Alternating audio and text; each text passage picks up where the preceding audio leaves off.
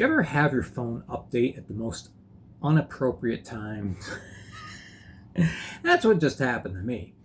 So, how you doing? Today is, well, as I am posting this, it is Sunday, August 3rd. I'm actually pre-recording this on Saturday, but I wanted to get this out, so we are getting it recorded now. All right. Over the next month or so, I'm going to be doing a few different videos on the FPHL top 5 whatever. And today we're starting off pretty predictable place. The top 5 teams of all time. Top 5 teams that had just phenomenal seasons. Actually have 7 teams on the board. I have a couple honorable mentions, but I wanted to kind of set up the top 5 and just give you a little look-see into some Fed history as far as some just incredible teams that played and made their mark on Fed history, some more successful than others. All right, so let's go back to not too long ago, a couple seasons back. First honorable mention is the Columbus River Dragons from the 2023 to 24 season. This team was an absolute powerhouse. They just flew through the regular season, and everyone was sure that this was the next FPHL champion, that this would be the first Commissioner's Cup that the Columbus River Dragons would get. Of course, they had an Ignite Cup championship from the season that almost wasn't, the 2020 to 21 season. 4 teams got together, played some games, had a tournament. The champion was awarded a trophy, and Columbus had donated the Ignite Cup to the cause, and then they won their own cup. In essence, it was a good team. But then we had this team, and they were phenomenal. Just couldn't close it out. They had 7 players with a point or more per game. They had a fantastic goaltending trio. They had Brendan Colgan, played the majority of the games, had 7 shutouts during the season. Taylor Joseph comes in mid-season, and he plays really well as a backup. And then William Lavalier, this was his first Fed experience. Got a few games in. And so you had that goaltending trio, fantastic. You had Justin McDonald. He had led the league in scoring 2 seasons earlier with Watertown, goes to the SP the following season to play with Knoxville, leads the SP in scoring, and decided, I'm going to come back to the Fed. And once again, leads the league in scoring. Second time in 3 seasons that he scored 117 points. Just a tremendous player. Plus 68. Fantastic. Anyway, so this team, they were supposed to win it all, but they get to the playoffs, and, well, first round went as expected. They face a Mississippi Seawolves team that had limped into the playoffs, destroyed them in 2 games by a combined score of 15-2. Then they took on Carolina, win the opening game 3-0. It looks like nothing was going to prevent them from going to the finals, but Carolina made some defensive adjustments, won the second game just 3-2, only 2 goals scored by this high-powered Columbus team, and then the final game, a 2-1 victory by the Thunderbirds. And the River Dragons went home without a cup. And amazing, but a fantastic team. 798 winning percentage, and nothing to show for it. Other honorable mention is the 2019 to 2020 Carolina Thunderbirds. The team had won the cup the year before. Fantastic team, 35-6-5. And then March 12th, 2020 rolled around. We all hate that day, and with good reason. COVID shut everything down.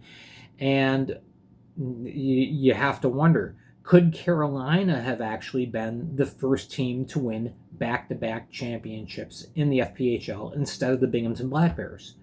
We'll never know. It is very possible. They were leading the Western Division far and away, and they were right there with the two top teams in the Eastern Division, which were Elmira and Danbury. And COVID shut everything down. We'll never know what the results could have been. This team had amazing goaltending from Patrick Polivka and Henry Dill. Jake Mullen played a few games between those three, 29, 5, and 3. 3 players with 60 points or more in 46 games. Fantastic, balanced team coached by Andre Nietzsche. And nothing to show for it. Not their fault. All right, let's continue the countdown with our top 5. A couple of these teams we have to go way back in time. All right, so we had the Dayton Demons. Now, if you remember, just about a month ago, I did a video on the Dayton Demons franchise, team that only existed for 3 seasons, and they were pretty darn good.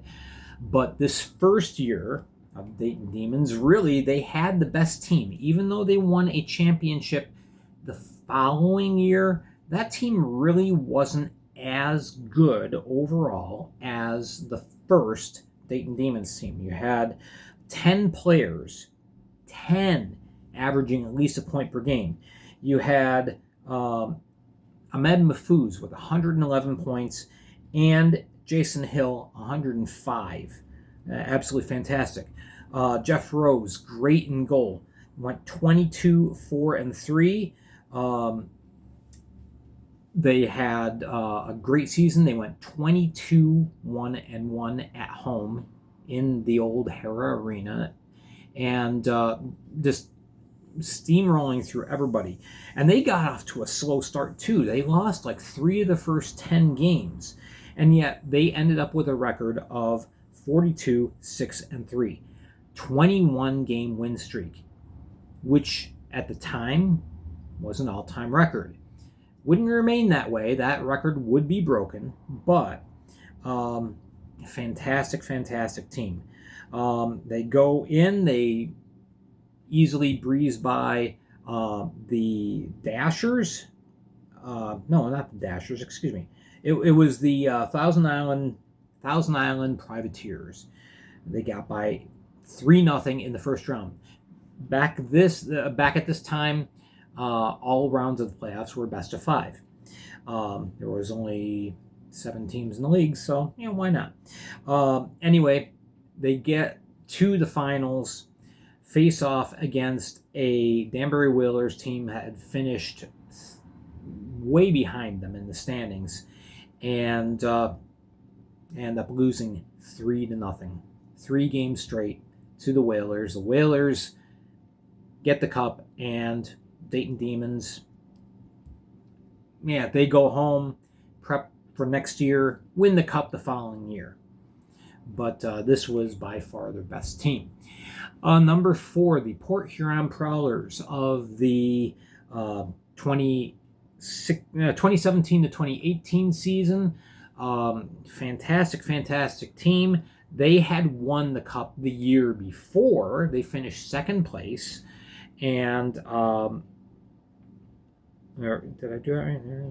Yeah. So they had won the cup the year before, their first year in the league. They were 2nd place that year, won the cup. This year, they just went to the regular season, very successful, obviously. 44, 7, and 2. That's an .824 win percentage, which at the time was a league record. It's a fantastic performance. They had 7 players with at least a point per game. They had 8 players with double-digit goals.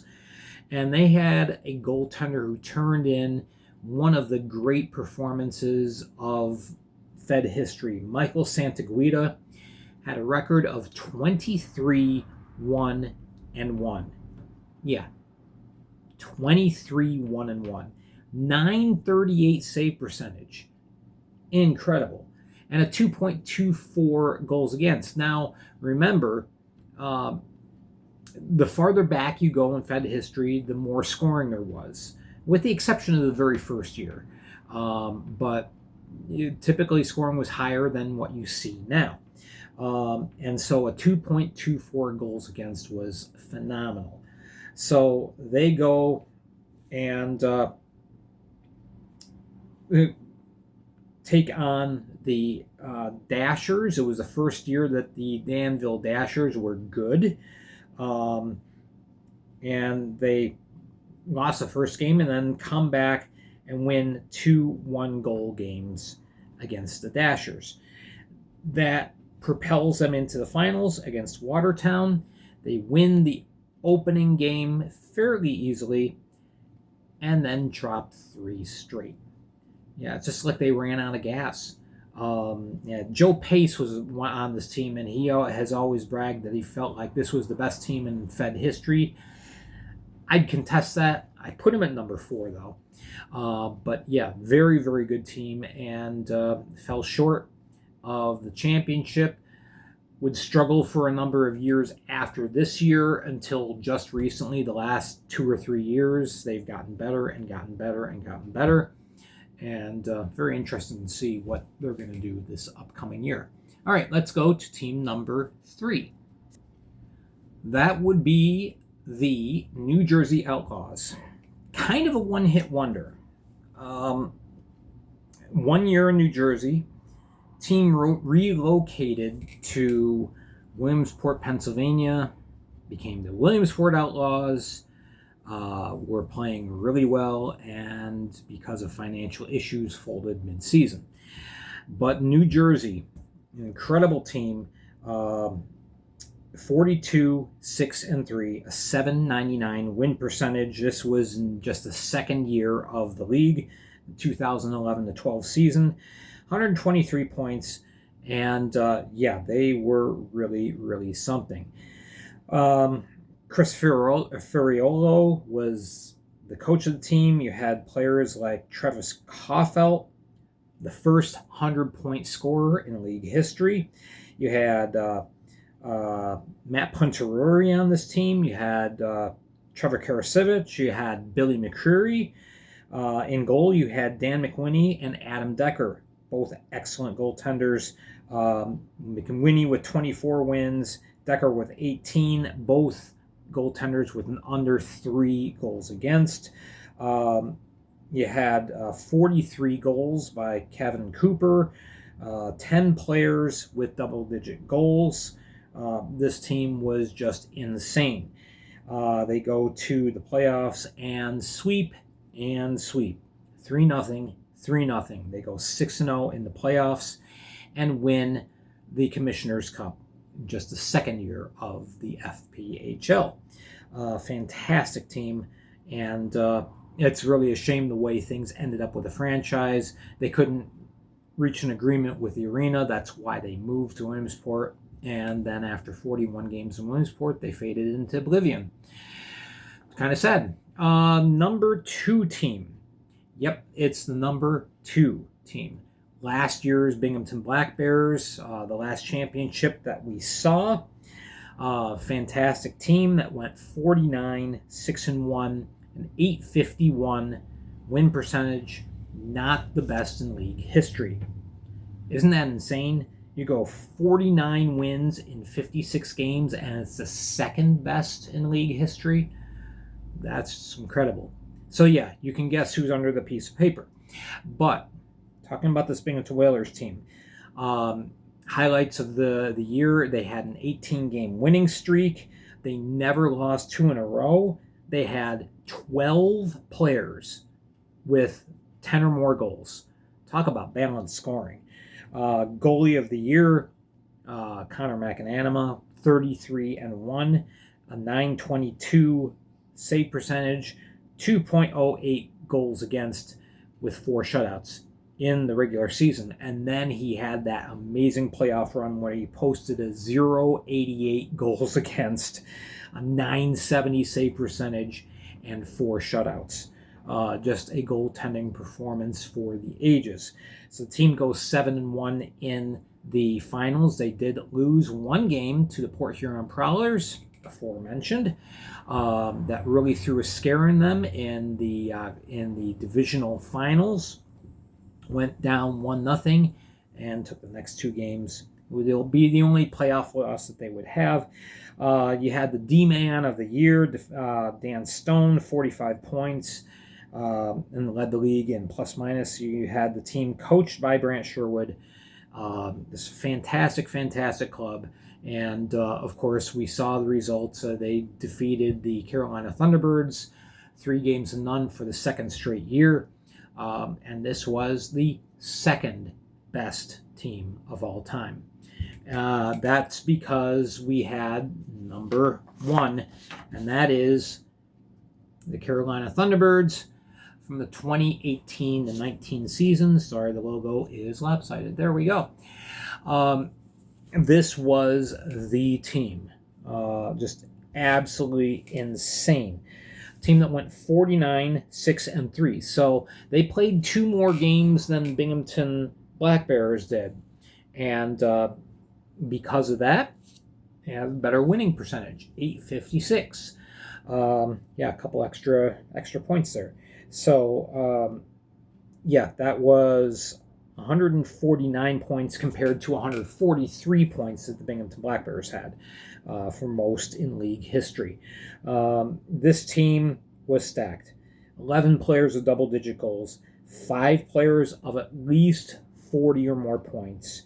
You had players like Josh Petrantonio. You had Jan Salak.